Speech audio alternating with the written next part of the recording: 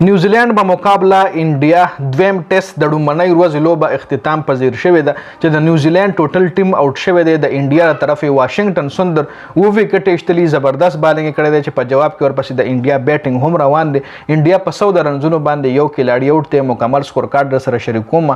دا میچ لومړنی چې کوم ټیسټ میچ شو هغه کې نیوزیلند په 8 وکټو باندې انډیا له شکست ورکړو چې تقریبا 36 سال پس که 26 سال پس تقریبا دا شکست نیوزیلند انډیا له په انډیا کې ورکړو خو چې کوم میچ شوی دی سیکنډ میچ شروع دی د ټیسټ سیکنډ ټیسټ لومړنۍ ورځ اختتام پذیر شوی ده ډیټیل سکور کارډ طرف له راځو تاسو له سکرین باندې ښکاري نیوزیلند فرست اننګز په 259 رنزونو باندې ټول ټیم آوټ شوی دی په تقریبا 80 اورونو کې جی ټاملات هم ورسره 22 بال 15 رنزونه کړي کاون ورسره ښه اننګز کړی 76 رنزونه جوړ کړي په 141 بالونو باندې ویلینګ 18 ریچن راویندرا په لومړني ټیسټ میچ کې هم ښه بیټینګ کړی په دې کې هم 65 رنزونه جوړ کړي په فرست اننګز کې ډیریل میچر 18 رنزونه ټام بلانډل 3 رنز گلین فلیپس 9 سانټنر پکې ښه بیټینګ کړی په اخر کې 33 رنزونه دوه هم جوړ کړي ټیم ساوثي 5 اجاز پټیل 4 او ویلیام اورورک 0 رنزونو باندې نټ آوټ پاتې شوی دی جی د انډیا طرفې بومرا 8 اور 32 رنزونه ورکړي وکټ یوم نشته آکاش ډیپ 6 اور 41 وکټ نه لشتي ټول وکټ چې کوم دي سپینران وشتري دي اشوین پکې 3 وکټ ایکشتري دي په 64 رنزونو باندې 64 رنز کنسیډ کړي دي 3 وکټ ایکشتري دي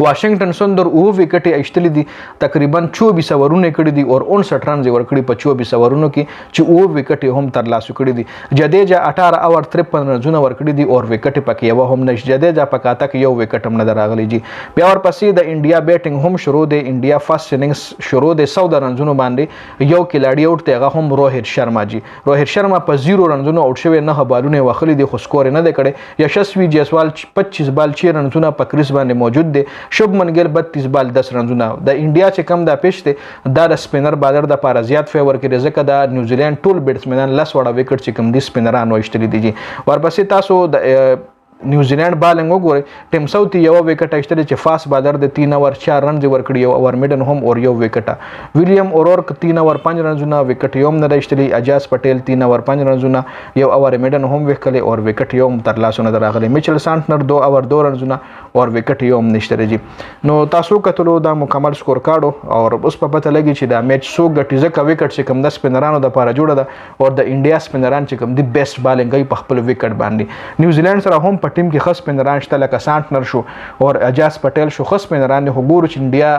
تایله وکټ ورکوي کنه د انډیا وکټس دی ایشته شي کنه نو 243 رنزونه اوس هم انډیا لا پاتې دی هغه نه پس ګورو کې انډیا خ بیټینګ کو لیډ ورکو انډیا طرفه خ بیټسمنان لا پاتې دی ویرات کوهلی پاتې دی ریشب پن پاتې دی سرفراز جدیجا واشنګټن سندر رویچندرا اشوین خ بیټسینګ لاین اپ ته انډیا سره هم دا لومړنۍ ورځ اختتام پذیر شوی و مکمل سکور کارډ مې سره د لومړنۍ ورځ شریک کو د ویډیو کتلو زیاته مننه والسلام